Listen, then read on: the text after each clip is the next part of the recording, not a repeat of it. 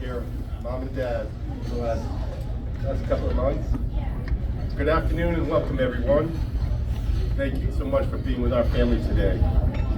It's heartwarming to see so many people here celebrating the life of our amazing dad, grampy, great-grampy, uncle, friend, and certainly let's not forget the best tire guy in Rhode Island.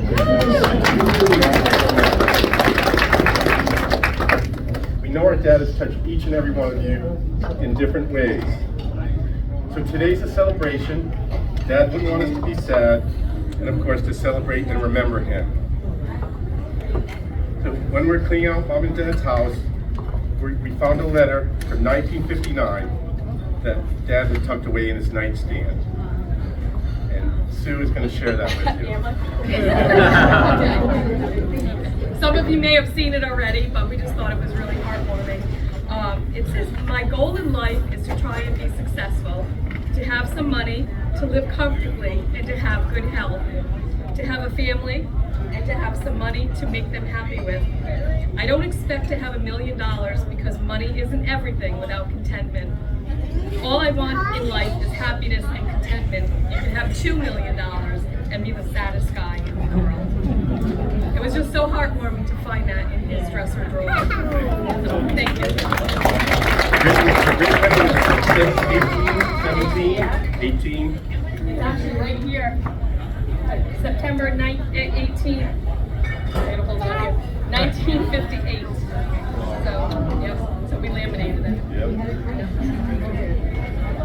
Well, after reading that letter, I think we can all agree that Dad sure achieved his goals. And one of the reasons was how hard he worked. Sue and I both remember the late night road calls when Mom and Dad would pack us up in the truck so he didn't have to go out alone.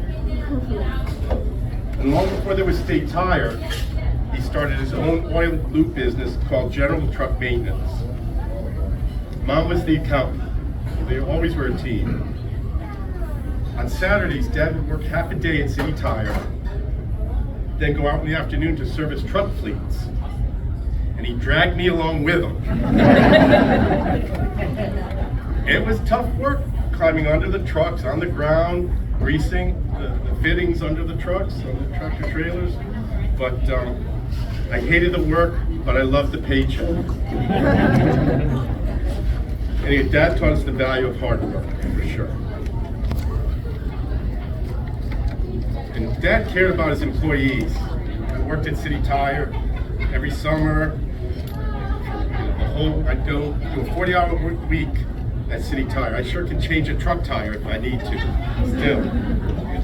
But I always remember Dad, he cared about his employees, and he kept a piece of paper in his wallet detailing small loans that he would make to people, his employees, the guys in the tire shop. Dad was the original payday lender. But it also ensured that they showed up for work each day. And some of those loans I know were for the poker games the guys would play each night. That's where I learned how to play poker, was in the tire shop. And Dad didn't have to worry about repayment because he handed out the paychecks every week. So that was the other thing. He knew he'd get his payment. And I certainly know I was on that piece of paper a few times for a loan or two. But finally, Dad was a success because he was an honest businessman who treated everyone fairly. He was respected, and it's a great legacy.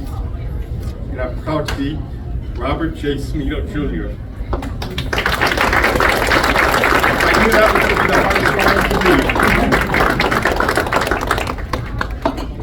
do. So thank you again for coming today.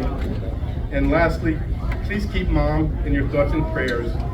They were a team since the age of 12, and it's been a rough road for her. We all know they were never apart. But I'm glad you're all here. We're glad you're all here. Sue and I are glad you're all here to enjoy this amazing food at one of our Dad's favorite places. And he'd be honored to have you all here at our table. So to end this day of celebration of life, later tonight at 6 o'clock, Sue will be having hot wieners at Carver Hill at her home, and everyone is invited. So, with that said, Cheers to Dad. May he rest in peace and know we all love and miss him more than he'll know. Cheers. Cheers. Yeah.